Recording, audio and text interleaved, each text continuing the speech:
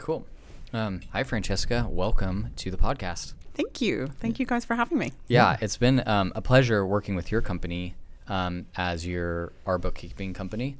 And it's taken a lot of work off of our plate that we don't want to do. And you guys do a great job.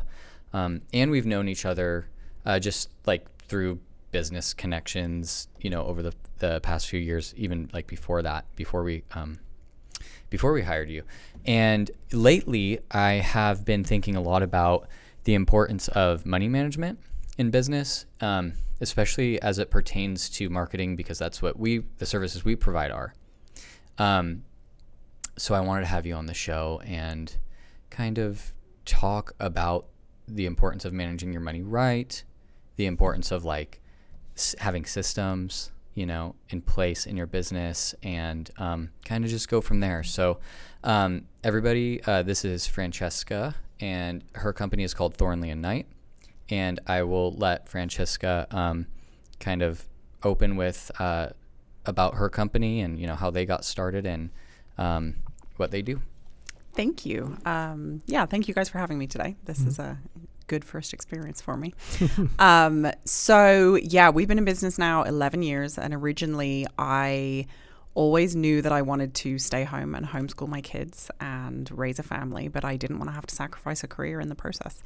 21st century woman, I wanted to have it all, and I had to figure out how to do that. So I went back to college and took a few courses and discovered I'm not going to say a love of math, honestly, but a love of the intricacy behind accounting. And over the last, 11 years, that's grown. And there's now, soon to be 9 of us in the coming weeks nice. On the team. Yeah. Wow.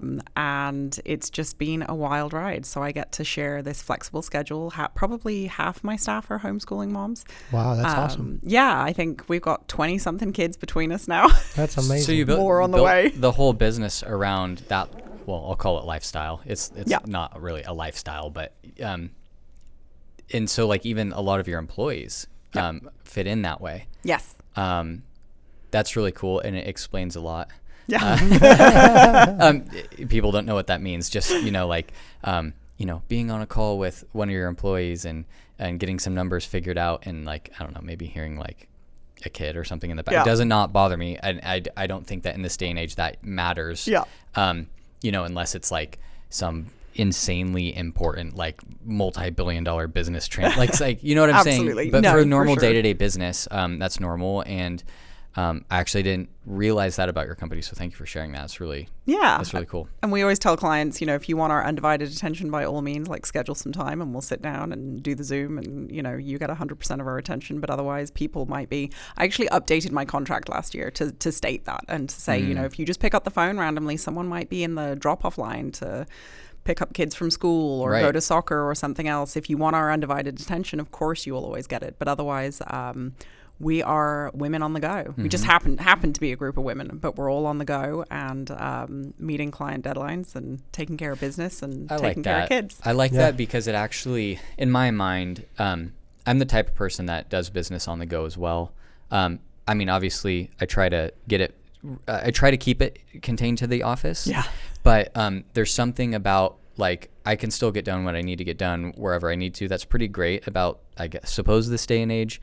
It could be unhealthy if you don't manage that correctly. Yeah. But even some of my, not just so like, okay, you'd be a service provider in relation to us, but even some of my own customers, some of my favorite customers, whenever I talk to them, it's like I can hear the car in the background, and it's like, but they're fully engaged. Yeah.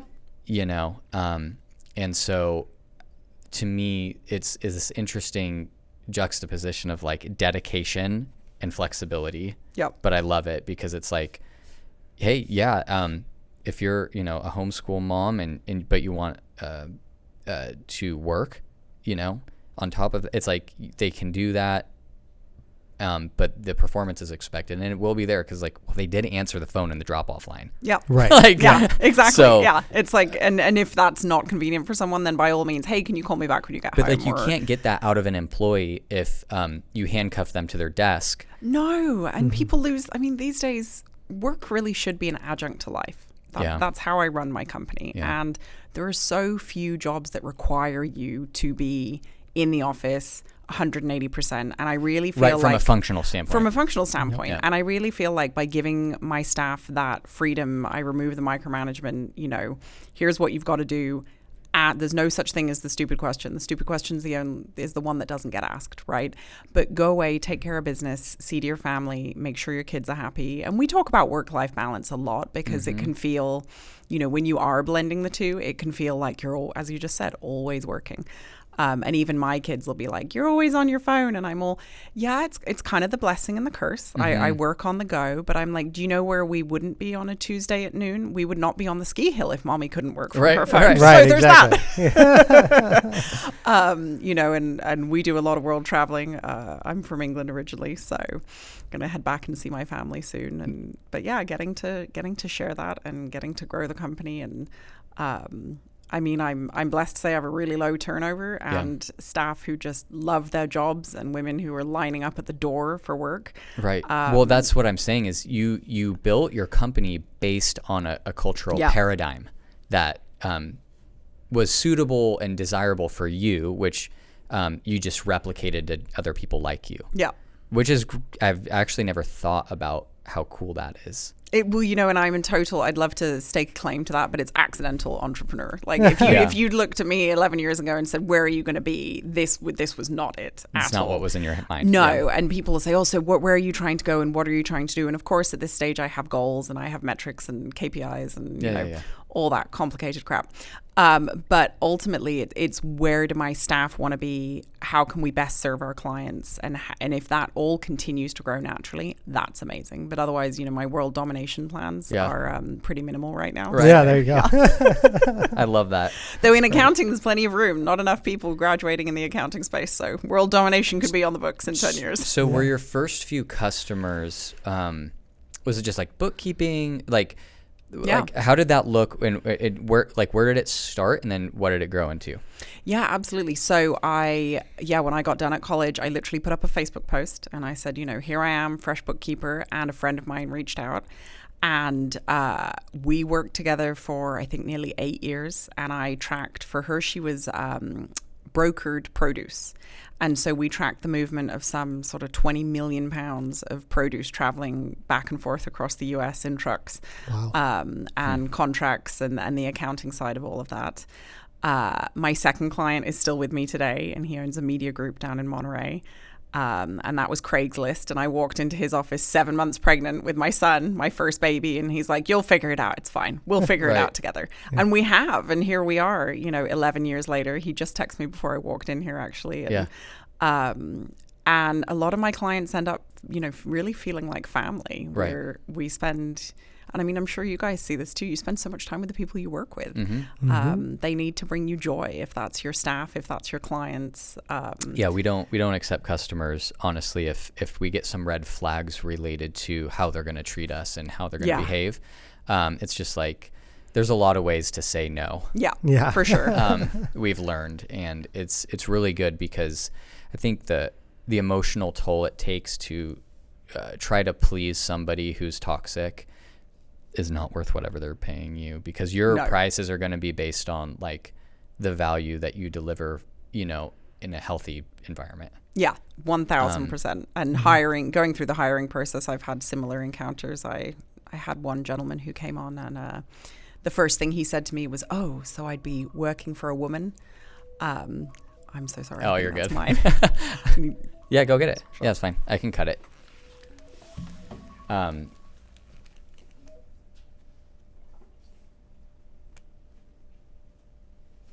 Don't worry about it. Right. So the person you it was a hiring situation. Yes, and it was a potential employee. And the first thing he said when he came onto Zoom was, oh, so I'd be working for a woman. And I'm like, well, this was really nice. Shortest interview in history. And then we actually did talk for, I gave him kind of 10 minutes. And then he followed up 3 times wondering why he didn't get the job. Yeah. And I was like, well, didn't say that, but was thinking that's the red flag right there. If this displeases you at the beginning, it's not going to be even getting if any it better. wasn't displeasing to him and it was neutral, but he said it in a bad way. You said it in a bad way. Yeah. It was not with a look of Like- enthusiasm like on even his if face. even if it wasn't even if he didn't mean it to be negative, it was still surprising to him. Yes. Yeah. And it's like, oh man, it's not going to work out. Well, exactly, and it's indicative of so many things, right? Sure. Which is your ability to, keep inside thoughts inside when necessary, when having conversations and all those different things. But yeah. Yeah, or like when people tell you how they treated the last relationship they had, and you're just like, why would I want to be the next in line for that? This is not a good, not a good pitch. Yeah, exactly. They need And I'm some supposed help. to be trying to sell you something. Yeah, they need some help with their marketing, Yeah. personal and professional. Yes. Yeah. So yeah. Okay, great. And so the customers kind of started coming on as they normally do in the beginning of an entrepreneurial journey, here and there.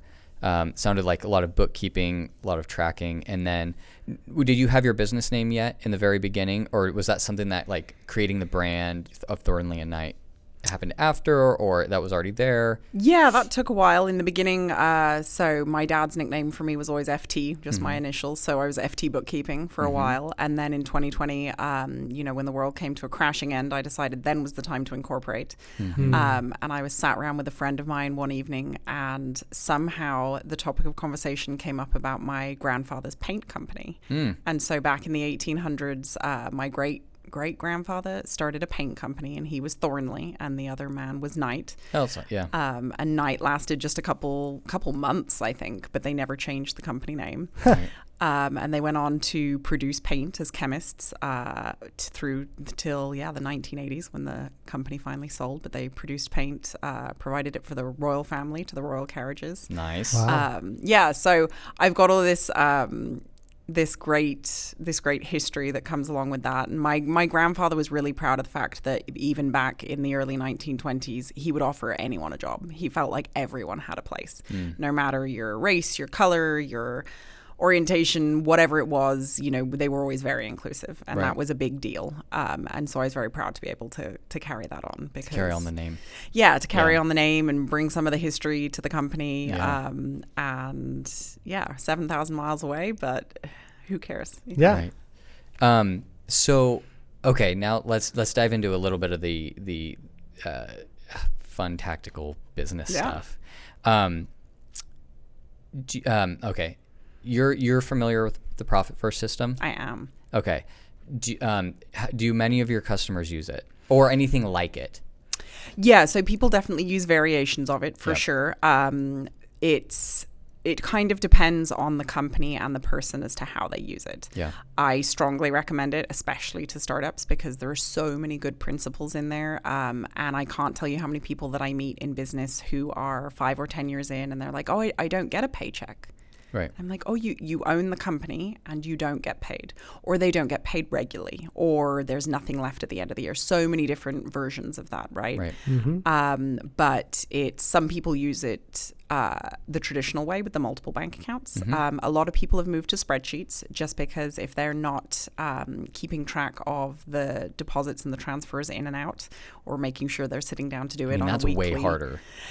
It is, yeah, for sure. And some of it we then end up doing on the accounting side, right? So they'll be like, well, I moved, $20,000 into savings, and so we'll break it out in the different buckets for them so that they understand where that was. Can you just give a nutshell explanation of what the Profit First system is to the listeners? Yeah, absolutely. So the idea of Profit First really is kind of as simple almost as it sounds, which is that you as the company owner should get paid, and you should get paid first. And that's one of the most important principles, is that we're not in business as charities, right? Right. And then after that, it's really kind of a simple breakdown to make sure that you're getting all your obligations met. Are you saving enough money for taxes? Are you saving enough money for a rainy day? Are you making sure that on top of owner's compensation, there is a percentage of profit remaining for the company? Yeah. And so it's really a very basic framework. Well, I shouldn't call it basic because it isn't. It's the kind of the depths of accounting and business running, but it's moved into a basic framework for small businesses to to actually act upon, Yeah, rather I think than it's a lot simple to implement, though. Yeah, right? exactly. So you mentioned multiple bank accounts. That's actually, I'll just say it. It's the right way to do it. It is. So the idea, right, is that you have a bank account. So think a checking account for each. I call them money purposes in your businesses, right? So like your taxes, saving for taxes, the profit, and in the actual profit first system, you're supposed to, I think he recommends starting with like 1% or like a low percent, where it's like, it's just a guaranteed amount. That's always going to. Guaranteed amount. Exactly. And then maybe payroll, and then whatever other he has in the book, all these laid out. I think we have like 4 or 5 that we use personally. We use 5 due to he separates out taxes from expenses, and due to our payroll software, both of those come out of the same account. Yep. So it's like, well, that's the payroll and tax account. Yep. So, but either way, the whole, one of the big lessons for us, because we've had this for like 3-4 years now. Maybe even longer. Yeah. It could have been like 2019 or 2020. I don't even know if we'd still be in business. Like, I think we might have quit a long time ago, because it relieved the pressure of decision making when it comes to money. Because, and this is the whole thing, it's like at a glance, you should be able to know, like opening your bank app, at a glance, you should know whether you can afford something or not. Yep. And if you only have one bank account with all the money in it, well, it's not just, is that amount bigger than what I'm considering spending? It's, well, how much of that still needs to be there for everything else? Yep. And so when you have separate accounts, at a glance, you can literally just say, yes, we can pay the tax bill. Like, yes, payroll's going to clear. Yep. We can spend X amount of dollars per month reliably on marketing. Yeah. Right? Because it's all percentage based. And so you have an income account. So every time you get paid, no matter from what source, you just, you point it all to the income account, and that's where it all dumps. And then what do we distribute? Once or twice a week? We try to do it once a week, but sometimes it's twice a week. Yeah. On percentages. And I'm like, and so I'm speaking to all the business owners out here that might hopefully be watching this. Like, please do this for your business if you only are operating off of one account. And extra specifically, especially if your business, your single account is also your personal money account. Like, please no. Please no. It's the things that keep me up at night right there. I'm gonna show your face on that clip. Your eyeballs like exploding out of your head. It's really painful. Yeah. It is. It's terrible. Yeah. But so you can make your decisions easier and just keep your business money separate. Mm-hmm. So as far as we're concerned, like, I wanted to have you on to talk about like the importance of this, because for us, we try to help businesses get more customers, but that requires money. Yeah. Right. And so spend money to make money. I mean, it's that old adage is very true. You can't avoid that. You can't avoid it. A lot of people think they can, but they can't, because if you don't spend money, you're just spending your time, which is arguably way more valuable than the money anyway. Mm-hmm.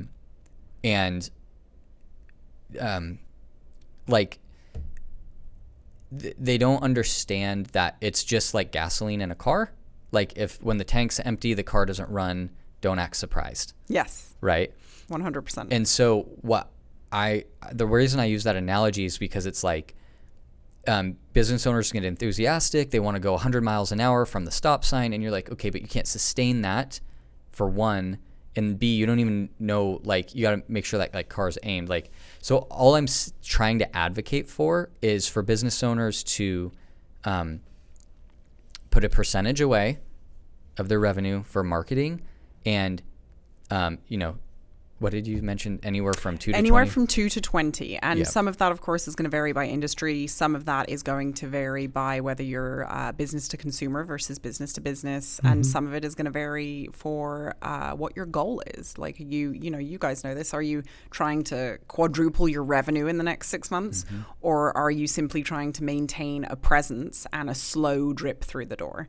And where's your business at? What can you handle? What's going to feel good? Because, I can certainly say that I'm guilty of, throwing good money after bad. There was a phrase I kept trying to think of, but it's, you're just kind of literally throwing it out the window. Like, maybe this will work and maybe that'll work. And there's no plan and there's no the reason. Wishful and thinking. There's no budget. It's like just because the Google Ads people called you that day or you answered the phone to those horrible people at Yelp that drive me nuts, but somehow managed to convince you out of some money because they've got a really good sales pitch. Sure. And it's like, no, have a plan, have a target audience, and have a budget for it so that you really feel good about handing over that check because you know what you're trying to do, you know where you're trying to go.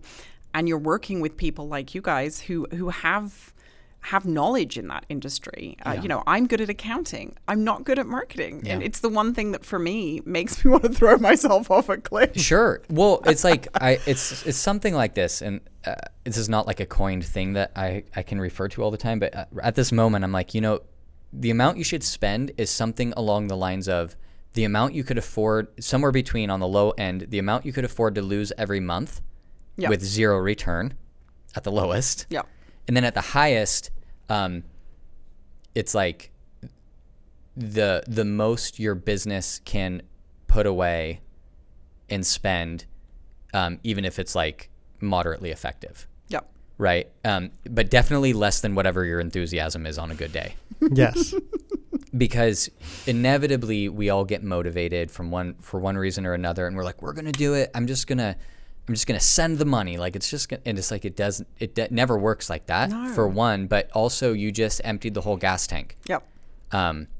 Don't. Yeah. Drip system. Think of a garden, like nice and easy, constant, and that's how it should be. But so when I mentioned that and I'm to a customer and I ask them how much their budget is, and they're kind of just like, what are you talking about? How am I supposed to know what my budget is? I'm like, well, okay. It would be something like, I don't know. I tell people like 3 to 8%, maybe 10%, like literally just a number, Yeah. And is that mine? Yeah. Wow. I turned mine off. I thought I did too. Oh no, it's your machine. Oh. It's all right. Sorry about that. No worries. So I tell people what, just like have a number, but then I see the look on their face, and it's the look that they're not verbalizing this, but internally they're processing, well, I don't even know any of the numbers. Exactly. Mm-hmm. All of a sudden you've sparked that point in their brain that says, I don't know when I last looked at a P&L. I don't know. They probably don't know what that is. They don't know what that is. We'll start there for sure. Someone made a balance sheet joke to me the other day, and I was like, oh my God, you're the coolest person ever. You know what a balance sheet is. Yeah. Most of my clients don't understand what that is, or don't want to understand because I get the fear around it too. So homework for today is learn what a P&L is, what a balance sheet is. Yeah. Get a Chat GPT 5th grade level explanation of the profit first system and implement it, and start putting money away from percentages of money away. Yeah. For the different goals in your business. Yeah. And start budgeting. It doesn't have to be as complicated as people make it out to be. It's really, you can, if you it's not like personal budgeting in my, no, it's really not. And that's what's nice almost about the profit first method too, is you can use it for what I refer to as reverse budgeting, which is, here are all the things I need to save for. I need to save for taxes. I need to save for, on the personal side, you're looking at things like your HSA or your 401k, and the same principles can be applied in the business. Yeah. And marketing, and then learn to live off of or run the business off of what remains. That's just what you do, is you make sure all your obligations are met. And then if that means at the end of the month or the end of the week, you've only got $5,000 rather than 10, you say, oh, well, I'm not buying that new truck today, or I'm not taking the dividend that I wanted to take this week. But make sure that all the key buckets are full first, because when you're out of money, you're out of money. And I get clients still to this day who are under the impression that I print it. And that wow. but I can't make payroll. And I'm like, then you have a revenue problem, which is not what I control. Right. I control how it goes out, not how it comes in. Right. I mean, a business budget should feel more like operating a machine than an emotional discipline battle, like your personal like your your personal budget's like, do we go out for beers or not? Yeah. Right. In a business, it's like,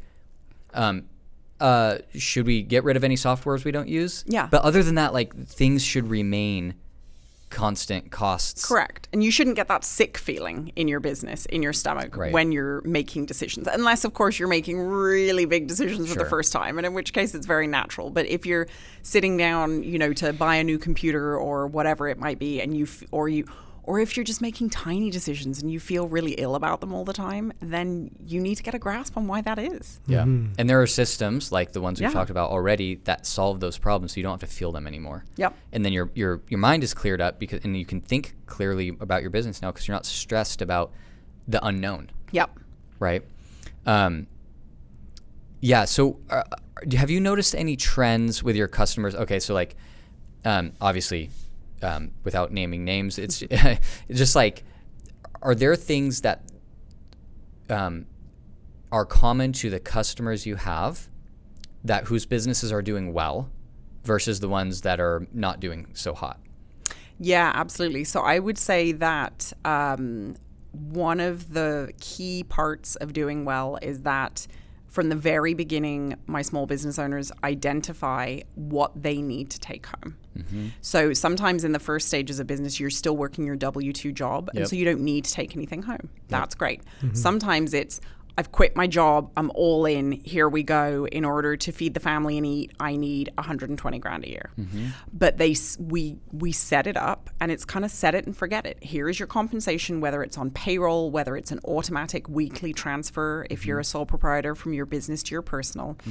And you learn to run the business off the rest. And of course, that has to be reasonable, right? Yep. If you're only bringing in 130 grand and you want to take 120, It's not gonna happen. not going to it's not happen. gonna work. So reasonable is an important part of that. But keeping an eye on the personal compensation side of things is huge, and adjusting that accordingly. Yeah. But always making sure, like I always tell my business owners, even if it's $100 a week, start somewhere so that you're getting paid and you know that that's your priority. So one thing we did to like go from how do you say the position of, well, we know we can get paid, but we know it's not enough. Like it's not the target of what we want to take home. For many, like what we did is we implemented, I'll say a version of Profit First. It's just not the exact system, but it's 90% there.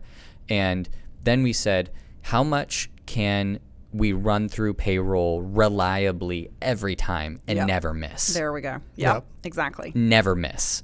Well, it's much lower than what we want to get paid. But what happens is then as the business starts building, every once in a while you check in and say, can we raise that a little bit? Can we raise that a little bit? Can we raise it? With still making it so that we hit every time. Yep. Now, that discipline and that early sacrifice of not just taking every dollar made it so that the other components, the other buckets, say putting away for taxes, putting away for this and that, there was money for those too. Yeah. Yeah, it makes it pretty stress-free. It's Yeah. like, well, I mean, other than not getting paid enough, but that's like welcome to being a new business owner. Yeah. Right. Trial by fire. There's a part of it that nobody escapes. And for the most part, I've had a few clients who've lucked out in that department, landed big contracts from the get-go.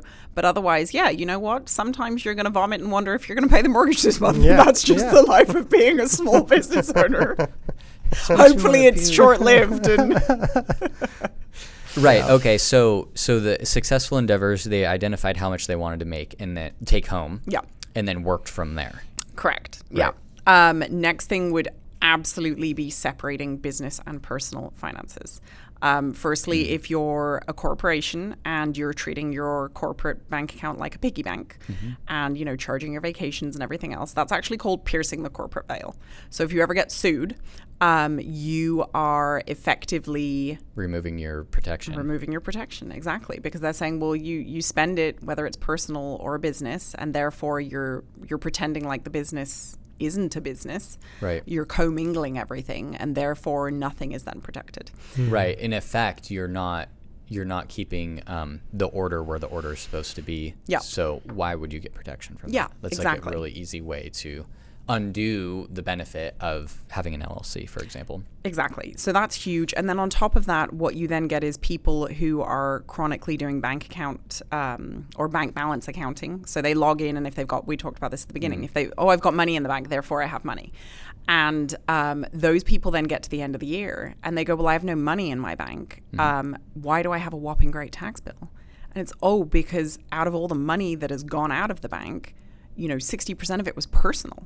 Yeah. And so it's gone, and you owe the tax on it, and it's gone from the business. Yeah. I think that is why you owe the IRS $300,000 or whatever it might be. It's almost like the beginners, I'll call them. They don't realize with a business you pay taxes after, not before, right? They're so used to the taxes being pulled like before they even ever see their paycheck, that they don't realize that that's not how it works when you have a business. The IRS you'll find out how much you owe later. Yeah. Yeah, I think if you've seen that meme that floats around and it's about the IRS and it basically implies, we know what you made, we know what you spent, we know what you owe. We're not going to tell you go away and figure it out, and if you get it wrong, we're going to charge you a lot of money and put you in jail. And that's what I tell people. I'm like, the only person you need to be afraid of in small business is the IRS. They will repossess your firstborn child. Make no mistake about it. And then you get these TikTok advisory, we'll offer in compromise, and I'm like, do you know how dead you have to be for an offer in compromise? I've never even heard of that. I don't even know what that is. It's basically like if you fail to pay the IRS, and so they catch up with you, usually to the tune of hundreds of thousands of dollars when you're that delinquent, and you say, well, I'm going to lose my job, or I might be dying of cancer, so rather than give you $300,000, I'm going to offer you $200,000, and to wipe the slate clean and start again. And I've walked with clients through that process before, and the stuff that the IRS comes back with as to reasons why they won't accept the offers in compromise are just completely insane. Wow. And so when people are like, that's what I'll do, I'm like, good luck with that. Because they won't. And then when they're irritated enough, they will just levy any account with your name on it. So you might wake up tomorrow and not be able to pay your mortgage because they've associated your personal with your business, and they've just come in and debited what you owe them. So that's savage. Yeah, they for sure. I mean, can't do that. Be like, people are late on their payments. That's a good one. That's a great thing to talk about. Autopay. Autopay. If you have a service-based business that is a recurring service, set up recurring automatic, not just billing, but also payments. Yes. So, for example, I think at this point, for a while now, per calendar day, we send more than one invoice per day. Yes.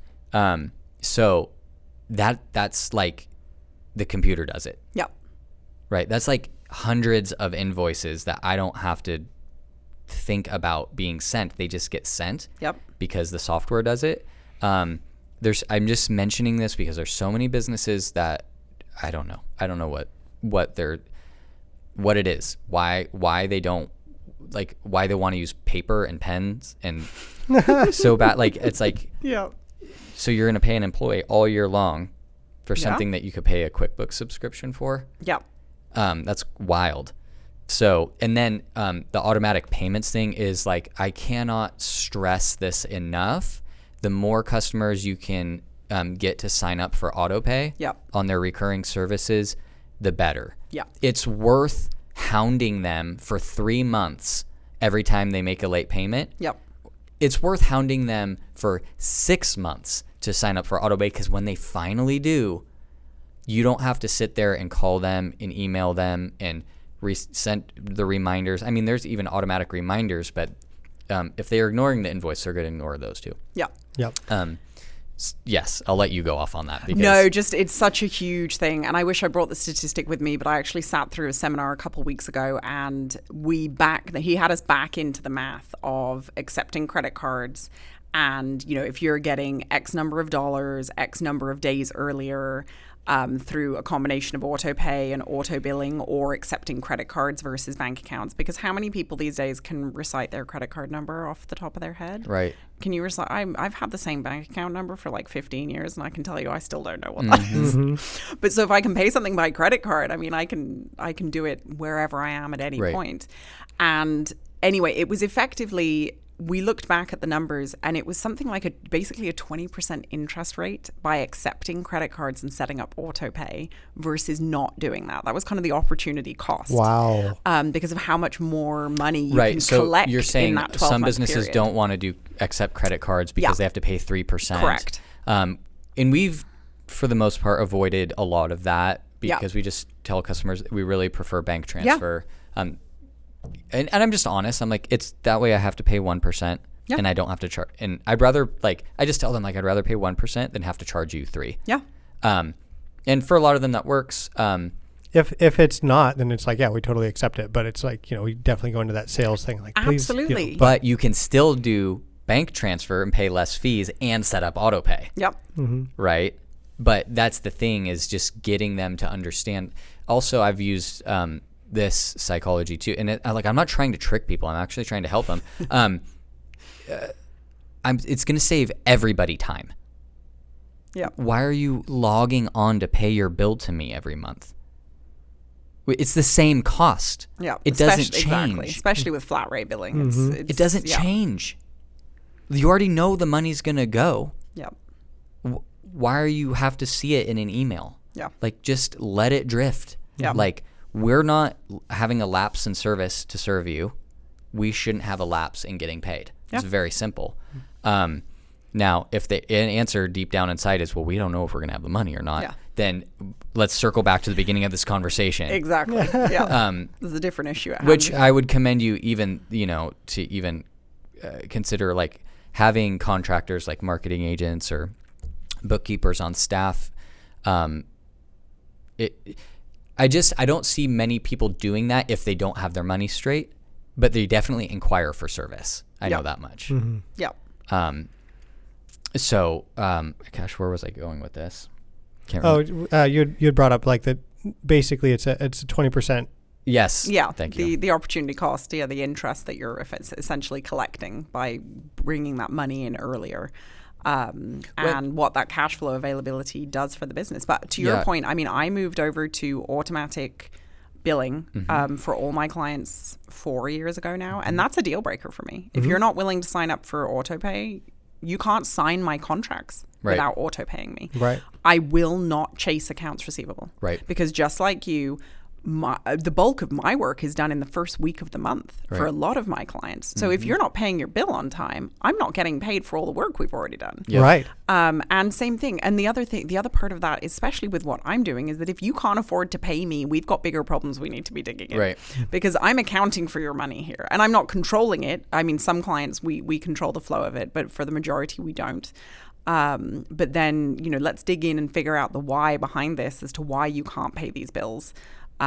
So that we can set you up for better success, because nobody wants the endless emails of the bounced payments and, your credit card was declined or your bank account and it's insufficient funds. It's such a pain to reconcile. Let's say something like a rejected payment. Yeah. Oh my gosh, it's the worst. We have one that happened, for whatever reason. It's like 2 years old. It's like $120 or something. It's reconciled. It's just that in QuickBooks, it still warns us about it. It's like permanently etched into your brain. It's in QuickBooks. It's like you can't get it to go away. It's like, so it's just annoying. You log in, there's like a red exclamation point forever into the foreseeable eternity. And it's like there's so many regulatory things that you have to deal with when a payment doesn't hit, and it's just like. I mean, it's good to hear we got it reconciled. Like in my head, we were just like, we're never going to get the money, and it's fine. No. It was it was the customer put a stop payment because he didn't recognize our business name, and then we took care of it. But QuickBooks is funny, and so it's That's like a very kind word. You follow through their blog post on how to do this, and you're like, well, I did it. but the warning's still there, but the money's right. So yeah, we'll just leave it. Yeah. Software, yeah, they all have their, I mean, even mine has its deficiencies. People that didn't sign a contract on time, so it issued the invoices. And I'm like, so how do I make that go away? And they're all, you don't.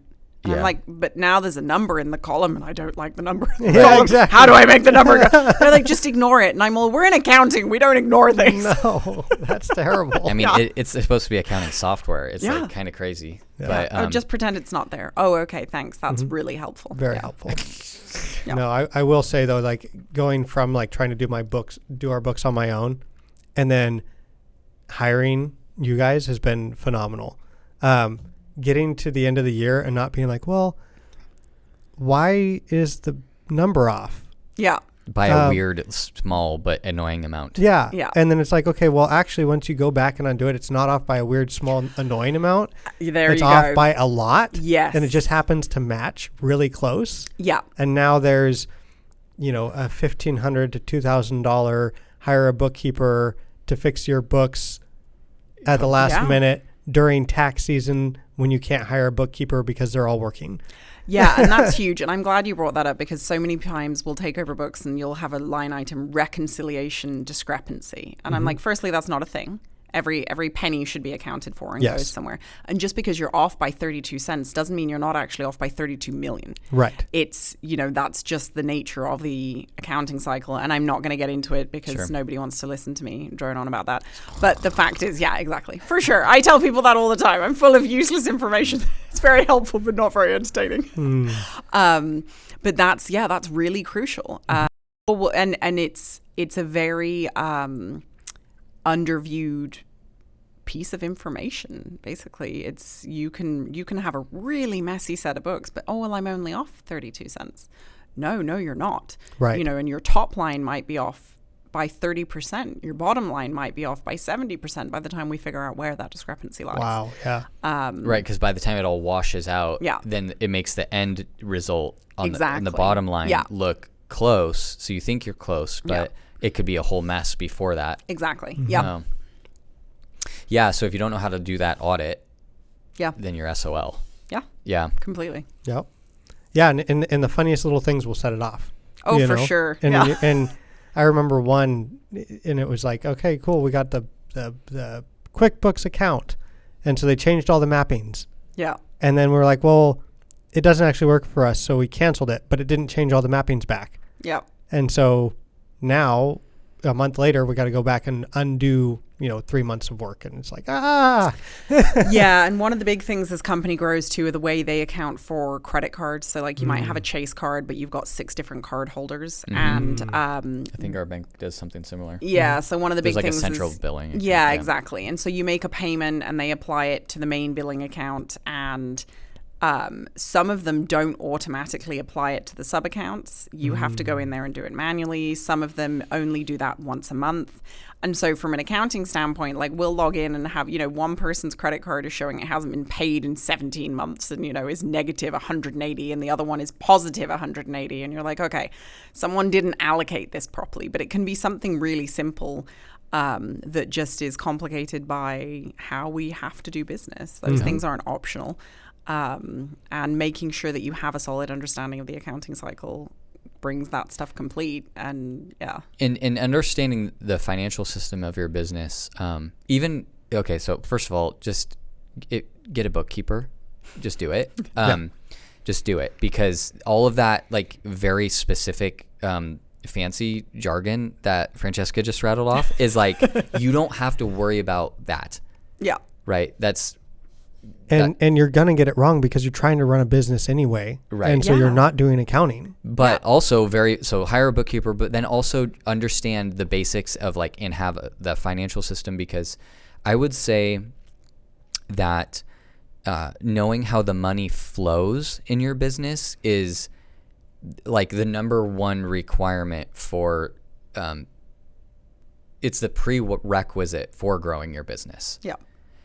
If you don't know how the money flows and how much is going down each pipe into which bucket and all that, you just do not have a way to strategize into the future, right? Yep.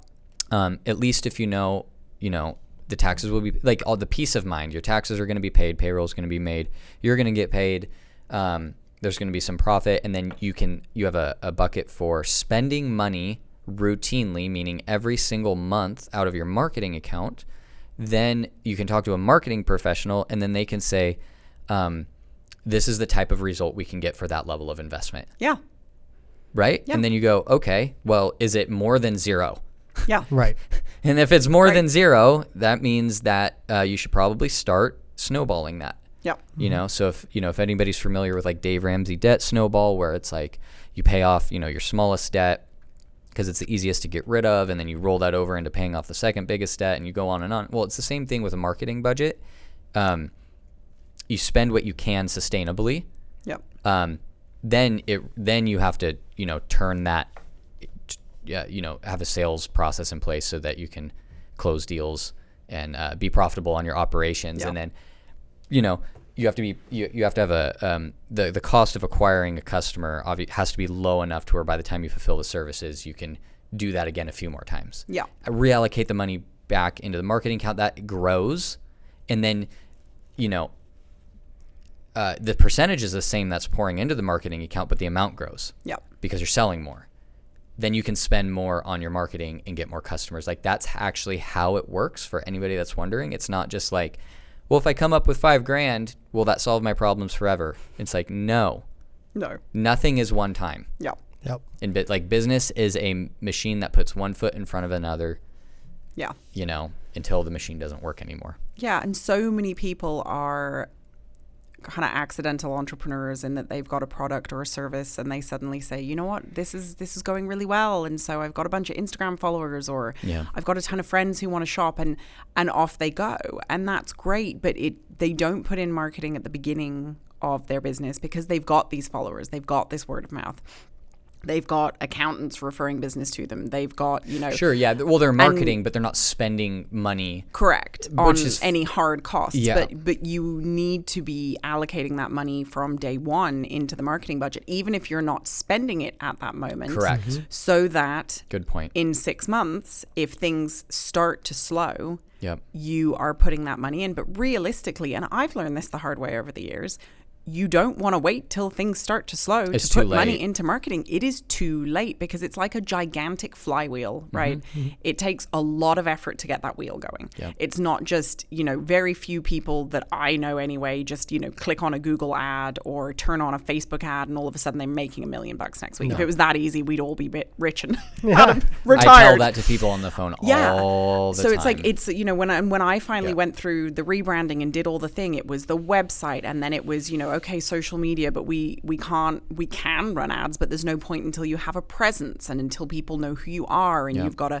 vibe and a language, and you've got enough posts and an offer and a history and all these things that, as I said, it's like, it makes me nuts because I don't understand it solidly. That's why we have great thought partners like you guys in order to bring that stuff to the table. But you don't want to wait till it's too late. You want to allocate that money up front from the beginning, allocate your percentage. And maybe in the beginning it is, okay, it's only $100 a week versus a percentage. Yeah. Maybe it's whatever you've got, but you constantly review these things at minimum every quarter. I mean, when you're in the startup phase, every month, every couple weeks. Yep. Even if you have an idea of how much you will be spending once you start to, it's a good idea to have like 3 months of that put away up front. There's a motorcycle. Really loud. Yeah. 3 months put away up front because, first of all, it takes time for the marketing to start getting traction. Yeah, to your point about the flywheel, it's like, you're going to start and you're going to not get a return right away. Yeah, as I said, if you got a return right away, it'd be we'd all be really rich. Yeah. Nobody would be sitting around thinking about this I stuff. would say, like, for like a common small business, like anywhere from, you're probably going to need like anywhere from like minimum probably like $3,000 put away, depending on your industry, just on up from there. Yeah. And just if you were to just kind of set all these systems up as we've kind of gone over them, save up like $3,000 to $5,000, and then, depending on what industry you're in, it might have to be more, but, then you call a marketing agency and you say, hey, I have this much money, I'm still saving regularly to sustain this bucket of money. But in the meantime, this is to where we can start, and give me a 90-day plan. Yeah. Yep. Like ask for something like that. Yeah, for sure. Because it's again, you don't want to be throwing good money after bad. And I've done that. Like they had, the plan was pretty loose, but my plan was, you must know better than I do, and I don't want to deal with this. Yeah. And put the money in the wrong place and got the wrong returns out of it. And I know I'm not the only person with that story. Well, it's for sort sure. of like taking pills, like on a guess and check basis. Like you go to the doctor and I'll try this. But it's like any real healthcare professional is going to be like, it's probably a good place to start is like eating right and exercising. Yeah. Before I prescribe this thing to you. Yeah. We know that things don't always work that way in that industry, but like same with your business, hiring a professional. It's like ask some good questions. Like don't ask like for a magic bullet. Nobody has it. No. That's not like the bookkeeper doesn't have the magic bullet. Yeah. Sometimes like tax professionals, like CPAs, everybody likes to think that they have like magic, but it's like really they just know the system. Yes. Mm-hmm. There is no magic. There is simply understanding. It feels like magic. It feels like, yeah. And you're talking to someone, to be very clear, who doesn't file their own taxes at all. Like I have a professional do that for me because that is not my wheelhouse. Bookkeeping is our wheelhouse. Yeah. But yeah, there is no magic bullet, I don't think, in any industry, right? No. Or there'd be one leader and the rest of us would be out of business. Yes. Yeah. That's a pet peeve of mine is like, if you're calling for magic, no, we have like proven systems, but they take time and they cost money. Yep. You should probably install one in your business, but if you're like not interested in that, then I'm not sure how we can help. Yeah, and if you needed the business yesterday, if you needed the revenue yesterday, that's what we were talking about, red flags at the beginning. Like I can't deliver that. No. Yeah. Very rarely can anyone deliver that. Yep. I've learned that the boring is like some of the most boring businesses make the most money, most reliably. It's crazy. It is crazy. Mm-hmm. There are just some industries that are like, man, I don't know that I would want to do that for my career. And it's like, well, you would get paid well.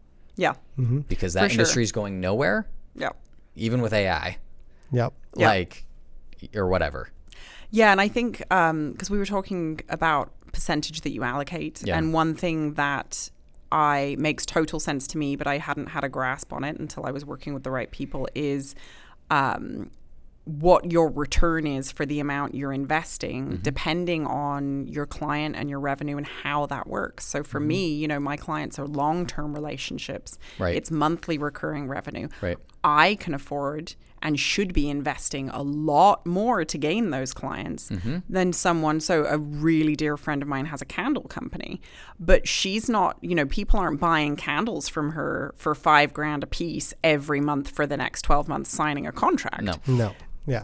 That's the kind of thing I'm doing. So Right. I can afford to spend $5,000 to bring in that $60,000 client, whereas she's not going to be spending $5,000 to bring in the $50 candle. Yep. Not even, I think, and also there's a cost to produce that good, to have it ready to ship. Exactly. The cost of delivery. So I always tell people, you have to consider the cost of advertising to acquire the customer, then the cost of delivering the service. 100%. You add those together, and then you subtract it from how much money you charged. Yeah.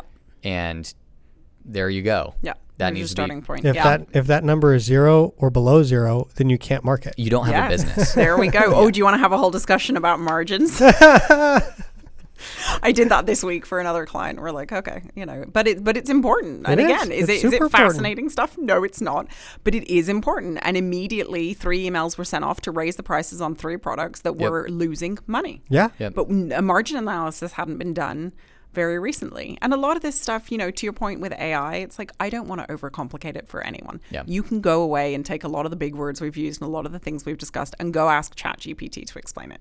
Yeah. Then when you're ready, ask yourself, is this where my time is best spent? Right. And if you're in that super early startup phase, yes, it probably is, because you still want a solid understanding of stuff, even if you're not going to run it yourself. Yeah. Right. But once you're past that point, most people did not get into running a small business because they're like, do you know what I really want to understand? Debits and credits and the accounting cycle and what a balance sheet is. So once you're past that phase, you know, call on a professional, call on a insured professional to take care of that. Yeah. And same goes for you guys. Like it's really important that you focus where your passion lies too, right? That's why we all got into this, is because we're passionate about what we do and who we serve. And it's usually not it's usually not marketing and accounting unless that's what you actually do for a living. Right. And we're not a marketing business for marketing businesses. So you probably shouldn't be calling us anyway if you really, really, really love marketing. There are agencies for that. We're not one of them. Yeah. Yeah. Well, I think this was a good talk. I think it was like concise and short and punchy. Were there anything else that you might, want to say about, tips for money management or anything like that? Or do you feel like we kind of like covered the spread pretty good? I think we covered the spread pretty good. Margin, not margarine. Yeah. Speaking of spreads. But no, honestly, one of my biggest passions over the last 11 years has been making sure that people understand that accounting is not rocket science. And if you're working with a professional who makes you feel small or like you're too stupid to understand what's going on, or someone else needs to manage that, don't let anyone make you feel that way. Right. One of the things my staff and I pride ourselves on is being able to explain anything to anyone in a way that they can understand. It's a good one. And turning over, we turn over all processes and procedures to all clients, because you should want to work with someone because you appreciate who they are, what they bring to the table, and how they manage the relationship. Yeah. Life is too short for anything else. Right. So if you don't feel that way about your clients or about the vendors that you're working with, search until you do. Yeah. Because it's so important. I feel like we definitely get that from you guys, our monthly reports, that are sent out. It's just what is asked of us is like, hey guys, can you identify these items for me? Just you're gonna have a better idea than I don't know what these are, but that's our garbage in, garbage out clause, which is that if people don't help us analyze some of this stuff, as far as where just because you went to the gas station doesn't mean you bought gas. Right. If you're driving a diesel, you may have bought DEF for your $7. You may also have a gambling problem, and if you don't have a gambling problem, you could have a drinking problem, and in which case none of those are our business. We just need to know what to do with it. Right. I just need to know what slot to put it. Yeah, exactly. But that's so much easier than doing all the bookkeeping yourself. It's so much better. It's like, oh, actually I do know what that weird $7 thing is. So well, very good. Thank you so much for coming on again. Can't wait to do this again in the future sometime. Thanks for having me, you guys. Absolutely. Very welcome. Awesome.